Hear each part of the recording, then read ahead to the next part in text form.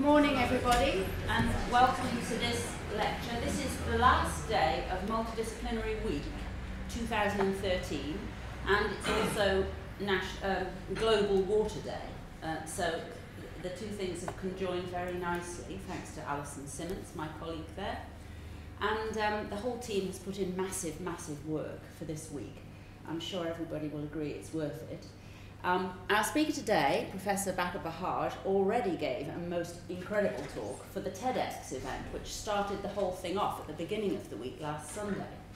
And some of you will have been at that talk, I'm sure. Today his talk is Energy and Water, Energy for Development. And so I'll hand you over to him, and let's welcome him now. Thank you very much. Thank you very much. I only thought that I'll have about 6 people attending today, looking at so I'm really pleased to have you all. But I don't want to disappoint you, because I want to start with a disclaimer. I'm not a waterman, but I like water, and I like to dabble at things that are important for development, and water is very important. And the reason when I said I'll do this lecture, I said I'll talk about energy for development. And then Francis said, it's about water. And I said, well, you can add water to it. So now I had added a few slides about water in my talk. And I was actually very fortunate, because it was related to the areas that we do. And there is a leaflet on your desks there about energy for development. And it was also due to trying to focus what's happening globally related to what's called Drylands in relation to their development in water. There's a huge things happening around the world in trying to get activities for water scarcity and also food security. Now, I don't know about any of the two of them, water, and actually I do know about water, but not food. And in fact, in my early days, I did do at the Institute of Irrigation here at this university, which doesn't exist anymore. I did a paper with one of my MSc students about how much water is required for cucumbers, for tomatoes, and so forth in various African countries. But I totally forgot about that, so I don't want to tell you much more about this. So if I just so with that disclaimer, I'll just tell you what I know about water, where I think then we should go with this in relation to energy for development. And the thing to start with is really about where we are, our planet and our population. And I showed this graph before, which is looking at how we position ourselves in relation to cities and what happened in cities in relation to the planet and the eco footprint and things like that. But I'm not going to talk about those. I'm going to talk about resources. So 2% of the landmass is taken up by cities. And it's about 0.6% of the whole planet's surface area is taken by cities. Yet, about greater than 50% of us now live in cities, okay? And we consume greater than 75% of the resources. Now, that's a real challenge for us to address. 80% of our emission is coming from our cities. So this is why here at this university, we also work on cities to try and identify ways to reduce our impact on the environment. So in terms of the other side of the coin, which is what's called drylands. Drylands occupy about 40% of the land mass. And drylands are specific areas around the world. They're not, the majority are in developing countries. 90% of drylands are in developing countries, hence development is very important. But consider part of the states, part of Australia are actually drylands. Basically, there is a water scarcity in drylands, and there is a huge tension between water and food, agriculture and energy in relation to those.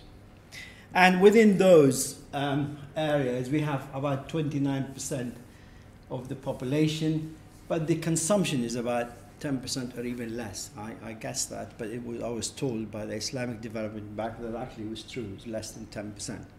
So there is a huge need to actually try and improve the livelihood of those people.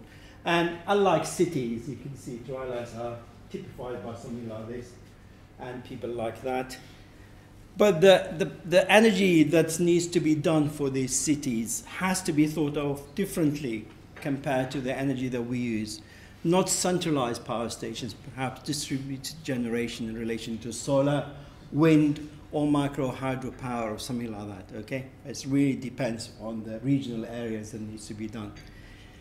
So that's the concept where I was asked to look at energy in drylands, and that's why water came about in that. And I produced a paper for that Islamic Development Bank to look at that issue. And we're still negotiating about where to go forward with that, especially the ideas I'm going to present to you now. Okay, here we go. I also presented this on Sunday, rural and urban divide. We all originated with things like this, huts, caves, wherever, you know, we have. This is how we really started. And now we have cities like that, which required energy. And that energy created what's called heat island effect in cities and so forth. That required cooling and a vicious circle that we have in relation to our energy demand and so forth. So inappropriate buildings that we have, glass is one of the most important building components at the moment. Yes, it's the most energy intensive for us because you have to support all those buildings, all those towers that we need to have. And a real example of what's happening in relation to glass, if you go to Shanghai in China, around the river called the Bund, one side of it was the old buildings that are around for hundreds of years or even longer, and the other side is the glazed towers. You can actually show that in Google Earth. Yet those buildings, actually visit those buildings, they are not air conditioned. Yet the thermal mass of those buildings are really so huge that it does not really matter that you need to have air conditioning units for those. But that's what we have decided to go forward as a civilization, is to go with big towers and glass.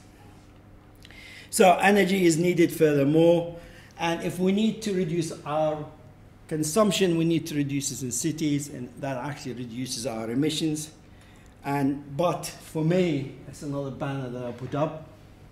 If we need to have development, we need to target energy expansion in developing countries or in areas where energy is not really likely to arrive in the next 20 years. And that will have solutions different than the centralized power stations that we are accustomed to here.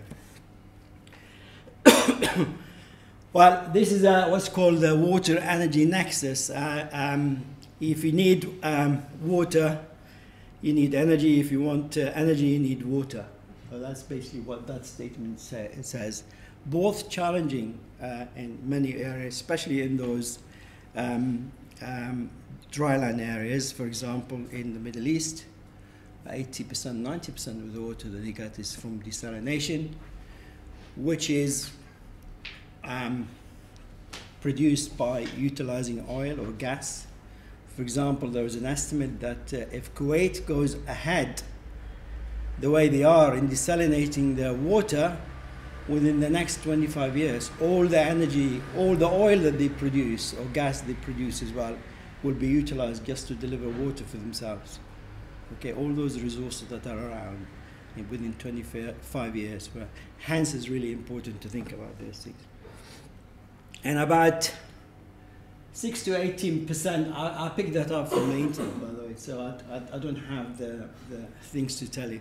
So 6 to 18, and I believe this, of energy in the city is really related to what we do in the city to treat, to transport, and so forth, our water. And to conserve water, appropriate technologies will really be needed. For example, here we recycle our water, we take it through purification and so forth.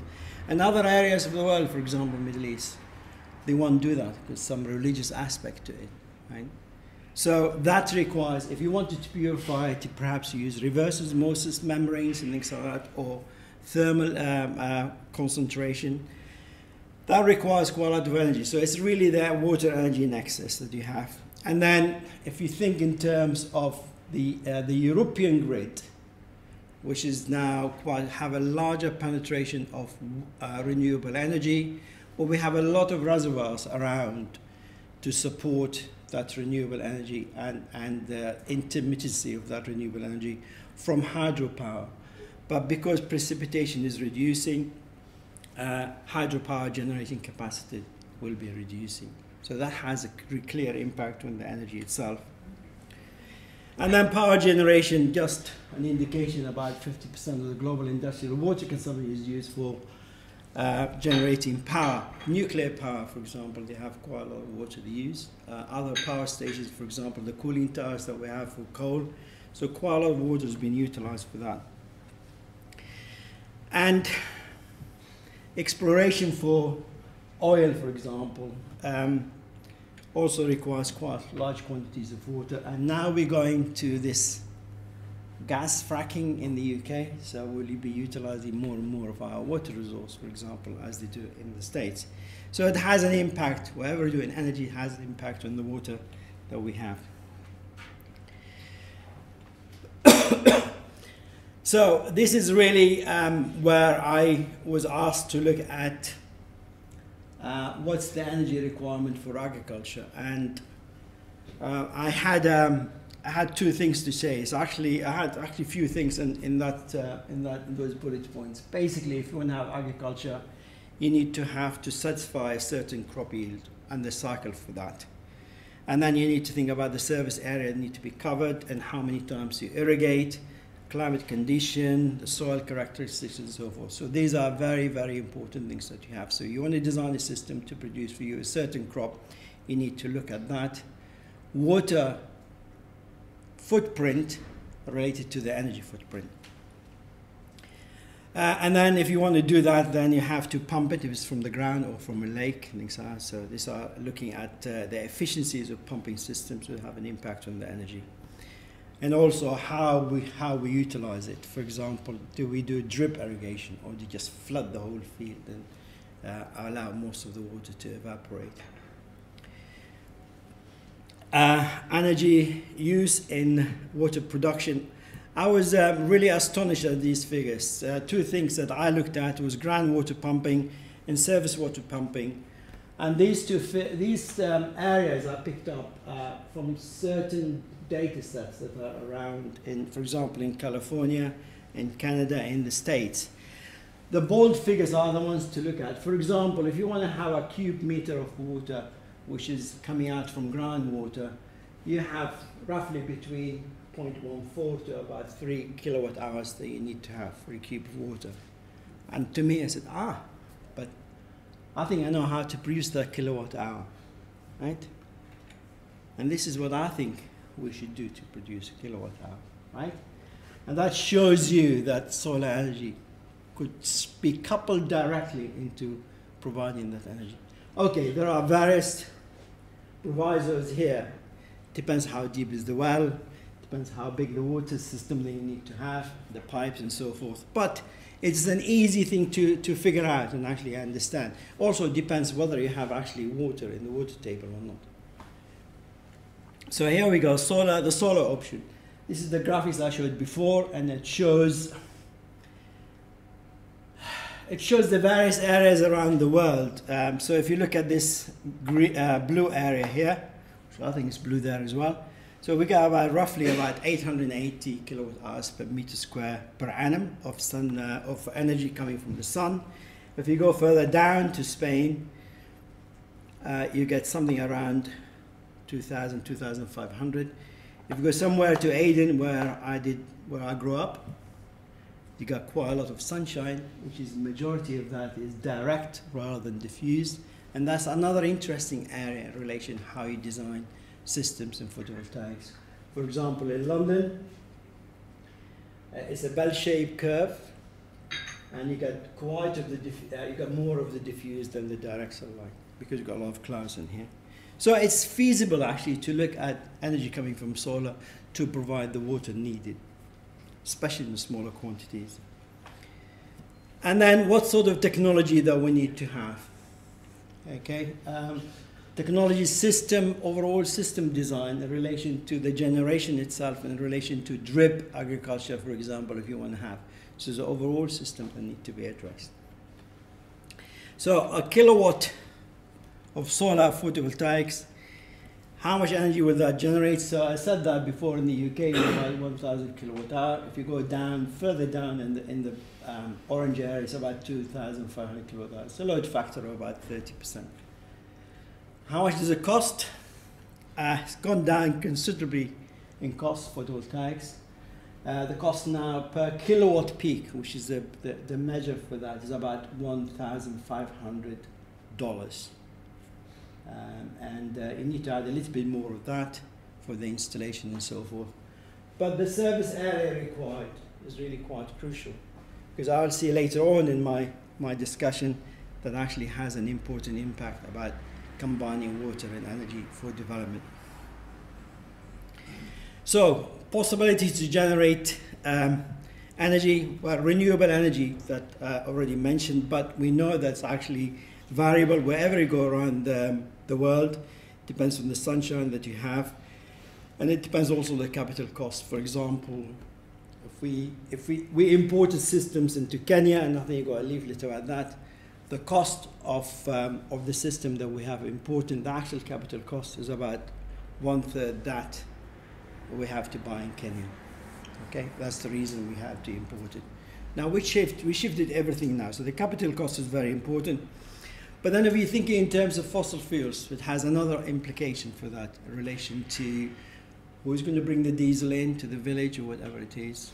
How are you going to provide the maintenance? What happened to the diesel generator goes down? You need to have some spare parts. So a supply chain is very important. Other factors we need to talk about, we need to think about is the regional and natural resources. I'm talking about this because I want to link it up to what we have done in that case study in Kenya. So it's really related to the natural resources. For example, if we have identified a site in the country and has got a really nice small river, could be micro hydro. If the wind is great, we can go for wind. If it's not, we have sunshine, we can go for solar. And then we need to understand both the economic, social, environment. We can't just have an intervention without understanding these. But if these local resources are inadequate, and if the Islamic Development Bank wanted to provide that sort of thing, they need to think very holistically about the approach of fossil fuels in relation to capacity building for maintenance and so forth, and the fuel. And that's basically what is just looking at the abilities that are around, and the societies themselves will have a different aspect of it. For example, technical people in rural areas are very, very scarce and so forth, but in some areas it's adequately covered. And because you are working in a remote area, you want to take complexity out of the whole system. You need to have redundancies. As much as you can, you need to have redundancies. And the last bit is really storage, and that could be translated into two things. Storage for the electricity that you're going to produce, and storage for the water if you're going to capture water or actually pump water. Two important things that need to, and to my mind, they actually go side by side, and could be quite interesting to combine the two. Not actually put water in batteries, but it's something different. And then, as I said before, the supply chain must be thought of. These ideas are there because these people who are trying to do something in Drylands wanted to have an intervention, or some interventions, large numbers of millions of dollars they wanted to invest. But they need to think about these things before they start thinking about figuring it out. So what are the intervention strategies that we can have in relation to energy for development, for example, for electrification, and what sort of patterns that we have been accustomed to before? And here what, in my view, some project that I came across, especially in developing countries, for example, Yemen, we have external donors who come and supply and install the equipment. They have no training, no revenue generation. In fact, some of the equipment are still collecting dust in some areas around in those places. So there is no sustainability, and the whole thing fails. After the project is done, they took their photographs, went away, nothing happened after that. So that's really a failure mode that we need to think about avoiding it. And we need to go to something like this. if you have an external or an internal donor, and there are internal donors around, for example, renewable energy authorities in different countries, you can come up and do that, but they actually don't think holistically about it. But you can also have local investment, but that requires evidence that somebody else could make a business case from it, and this is what we're trying to do in our project in Ketenyoni in Kenya. Community have to be engaged from day one. I'll give you an example about those as we go along. That produce interest in that, they are part of the project, they have ownership of it. And then we give training. And also the most important thing is that any project you're going to have, it has to generate revenue, because after the project finishes, if something goes wrong, if a battery goes wrong, or if anything goes wrong, you need to have some budget within that community to allow them to cover that. And hopefully the scheme will be sustainable and perhaps replicable. So that's really the thrust of what we're trying to do, and that's the example case I was going to talk to you about, I think, in the next few slides. So community engagement is a key. So how do we go about organizing this? Well, from our side, we know if we know the demand, if we did our own initial homework, if we know the demand, we can understand what the initial capital costs or what technologies to have. And if we know where we're going to intervene, we could have some holistic approach to that. And if we plan to have revenue generation, and that's put up front straight away to the community, then you're going to winner. So if you're going to intervene as well, we need to think about where you're going to intervene, what is really available there. You can't just go to Southampton and say we're going to make a nuclear power plant in Southampton, because everybody will be up in arms about you doing it in Southampton. But you can't just throw West Key, for example, and say Southampton doesn't need West Key. Why do you go to Reading? Okay, so you need to think about what's around there. So if you go to a village, you need to understand if that village has got a really nice community that actually works in relation to commerce, for example, hairdressing, mobile phone charging, selling water, selling vegetables and things like that. You wanted to enhance that, so your intervention has to be about something enhancing what exists. If it doesn't exist, then it's nice and fair for you to say, we're going to create this as something that enables the community to enhance themselves. So this is basically what is trade and commerce relation. Each village around in the areas that we have discovered, there are a lot of farms around them, so getting a focus for commerce and agriculture production, for example. If you provide electricity, you can provide refrigeration that will actually allow them to store their goods until the next vehicle comes in to take it away to the market. And that's actually provided what's needed by the society itself. For example, education, if there's a health center and so forth, that could be as an added bonus to understand and identify. And if there are cottage industry, tailoring, for example, then you want to enhance those by providing that intervention of that.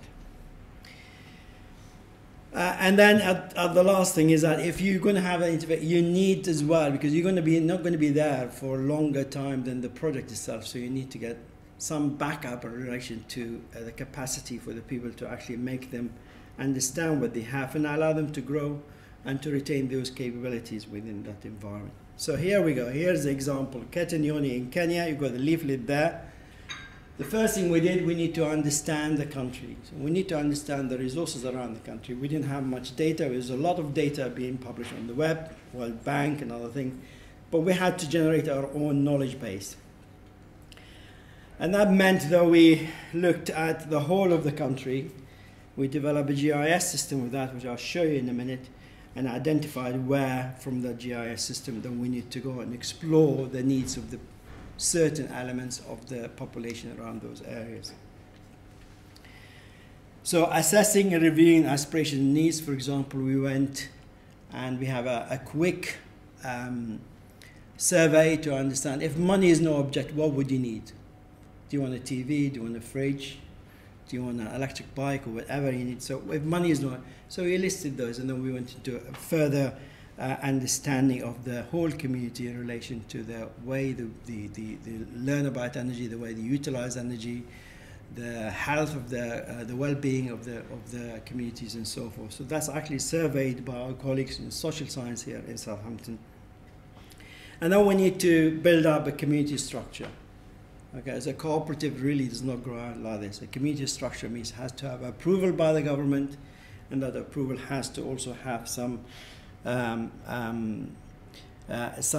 signatures, some community responsibility, for example, steering committee, management committee, and so forth. And then just enhancing what's there already. And then we try to go through it with a business approach so that we can allow business to be generated, and that's very important for the replication for the process. And then we did the overall system design and procurement here in the UK. We installed that last September, and now we're doing some operational analysis. We have a business case evidence now to provide it to local investors, and we are talking to 3 of them who are really quite interested in taking that business model. And then the last bit, which is really driving this grant that we got from the Research Council, is to replicate this project, but replicate it in a larger scale. And now we are planning for the next project within that country. And we developed also a network where we will bring people to workshops to learn from what we have done. So here we go. It's Luke. Where is Luke? Luke is here. He spent about a year and a bit trying to understand Kenya, and this is the GIS system that he has developed. So we know, for example, where each and every health center, where the roads are, where the small streams, where the grid is, where is it likely to go in the next 25 years. Because we need to design something which has got a criteria so that if we actually intervene somewhere, we don't want the grid to happen the next year. Okay, so we have to be about 20 kilometers from the grid, unlikely to be achieved. Population density per square meter has to be over a certain number and so forth. And that's basically the analysis that we've done on the GIS system. Now that GIS system is something available for the Kenyan government to use, and they're very interested to be trained. And in fact, in June, we'll have 2 people coming here to be trained to do this. Here where Katanyoni is, don't know if you can see this well. So it's a dying village. We went in there, we did the surveys, and when we talked to the village elders, they said, well, the younger people are moving away. We don't seem to get any businesses going here, and everybody is migrating. Buildings have been, what you call it, have not been renovated, and they are in dilapidated state and so forth. So we said, okay, it's something that we could do in there to reinvigorate that community. And around that village itself, there are about 3,000 inhabitants in smaller conurbation or smaller, or just a single hut and things like that. So 500 households and businesses within that surrounding. The intervention we had is based on photovoltaic, solar photovoltaic. And then the center of the village is connected through what's called a microgrid, with each business monitored. The consumption is monitored with a double way of actually trying to stop them cheating on the amount of energy that's required. For example, having a fuse in the business and one in the pole, and cutting them off if they don't pay the bill. And the surrounding area, which is basically small huts, they have what's called rechargeable lanterns. Basically, these are battery chargeable lanterns. So they take a battery, they pay for a certain amount of money per kilowatt hour, and then when it's finished, the battery is out of charge, they come back to the trading center, they go to any of the businesses or to the cooperative and say, we'd like to replace our battery, and they get a replacement battery. So that's the business model that we have. And as I said before, we develop a legislative framework to attain project sustainability. Very important, because the next development that we're doing actually depends on that quite a lot. And here's the system, those of you who actually want a bit of engineering in there. So photovoltaics, canopy, got the batteries, the charge controllers, the inverters, and one of the team here, Patrick James, when he visited, he said there is a dispensary around, and we are very concerned if something happened to the photovoltaics and something going on in the dispensary, there is no backup. So we had to fork some money for a diesel generator, which we have not used so far, which we have to turn on. And I personally was, I don't think that's really needed, but there you go. Here it is. 2 containers, everything that we have or we needed to have in Kenya actually shipped in those 2 containers, including screwdrivers, sellotape, no cigarettes of course, crisps, anything that we needed to have, ladders, everything was shipped in those 2 containers. Now, the 2 containers also have got other things to serve. One of them is where we have the switchgear, all the batteries and things like that in the diesel generator. The other one is the cooperative office. So you created the hub for the whole center of the village. So that cooperative became the real hub. And interestingly, when they were having some registration for the recent elections in Kenya, I stumbled into 3 people actually trying to register the people using smaller solar panels to charge their laptop, and they're running out. It was quite a bit cloudy. They're running out of charge, so I grabbed them and I had them somewhere there, set an office there. So we're there for about 2 weeks. So this project also helped democracy in Kenya, if you like, and that's perhaps the title of the next press release. So that's the system that we have, an energy services company, an ESCO on a microgrid, connect the school, connect all 5 churches as well that we have in there, and then the businesses directly using the grid.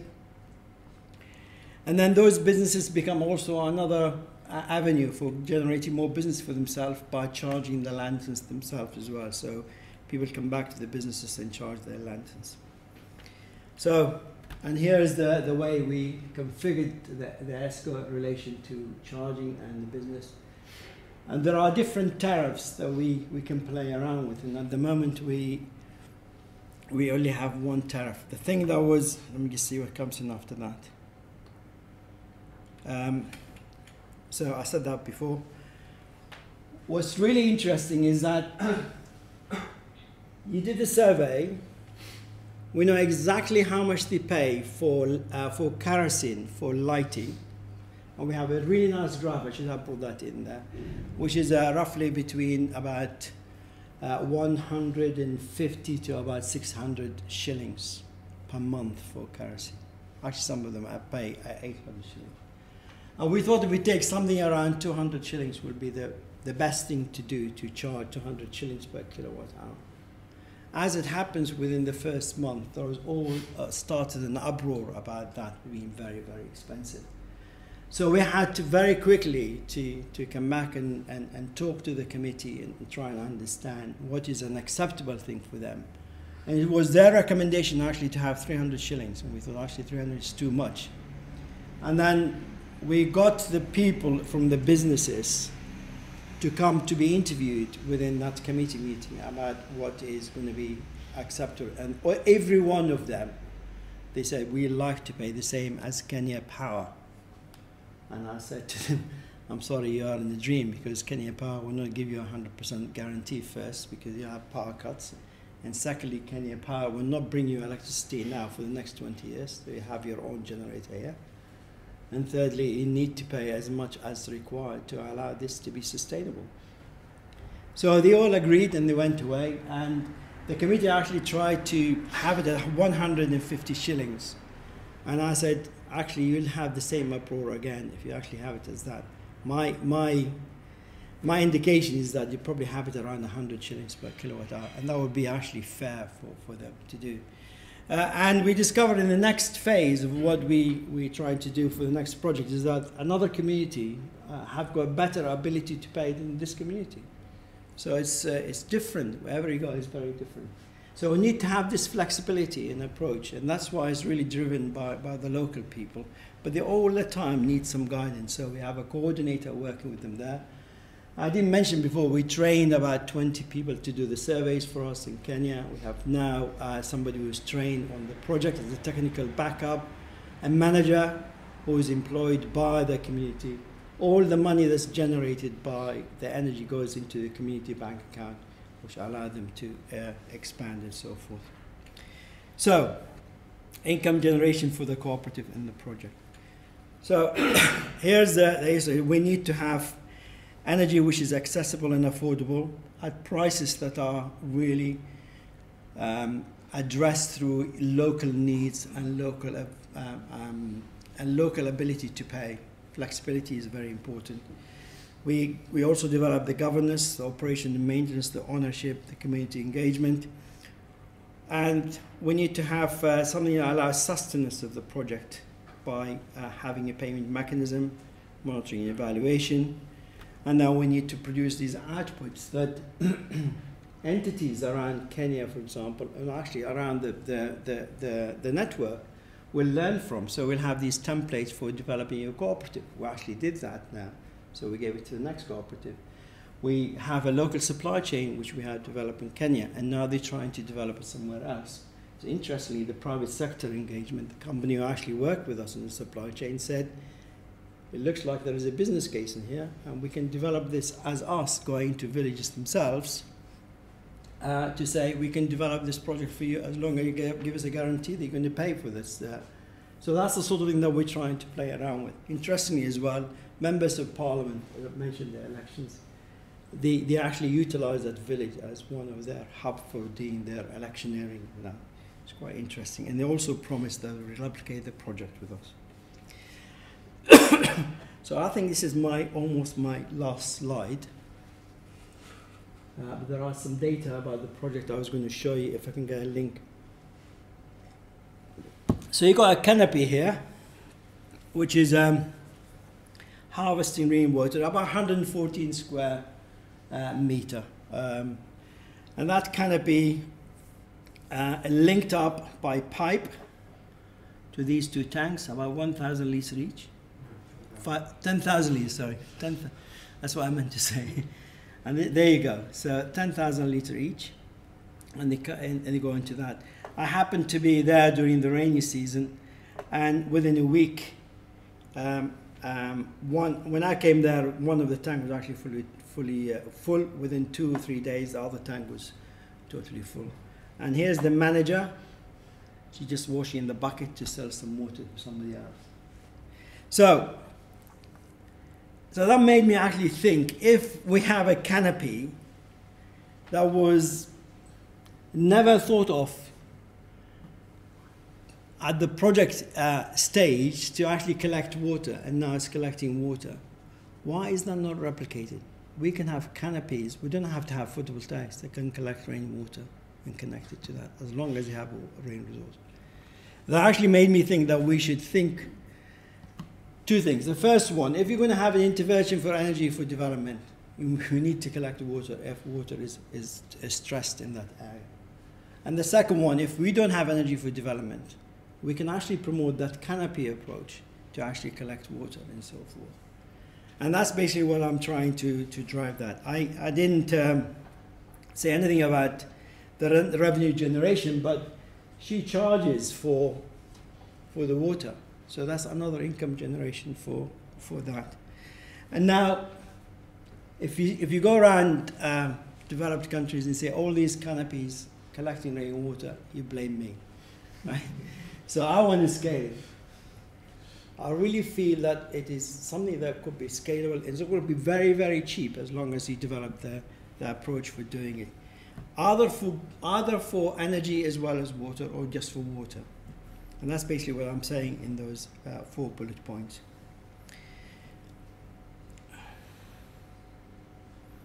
It's exactly the same slide.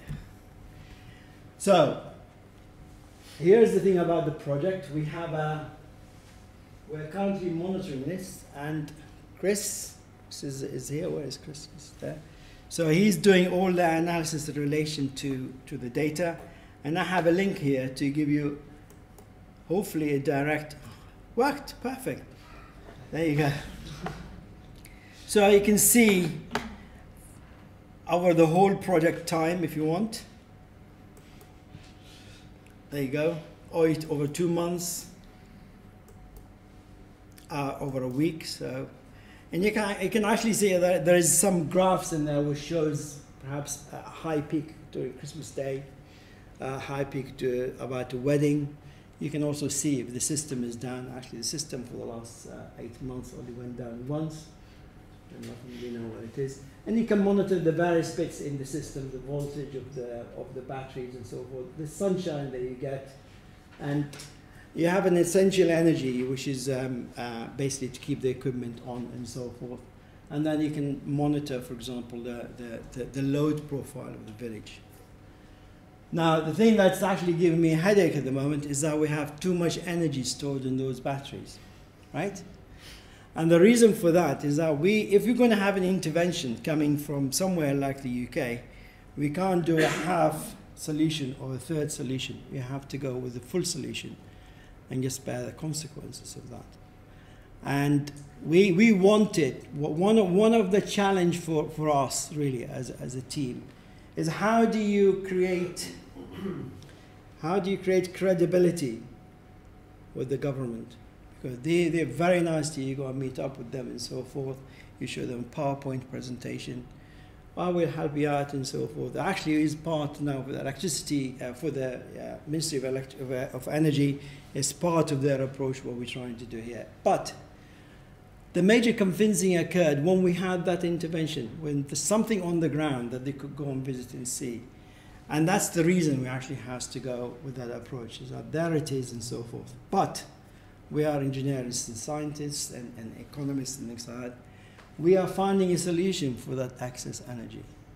At the moment, we're looking at other conurbations around Ketanyoni, where we can actually supply them with large density batteries, okay, that we can charge and so on, to create another business hub and so forth. The other difficulty for us is that the cost of running a line, a grid line, is actually quite expensive, and one approach is to run to the next village, but that village has to develop the business proposition and pay for that grid line and so forth. So the cheaper approach is actually to have these batteries and so forth, and we're looking at that quite seriously.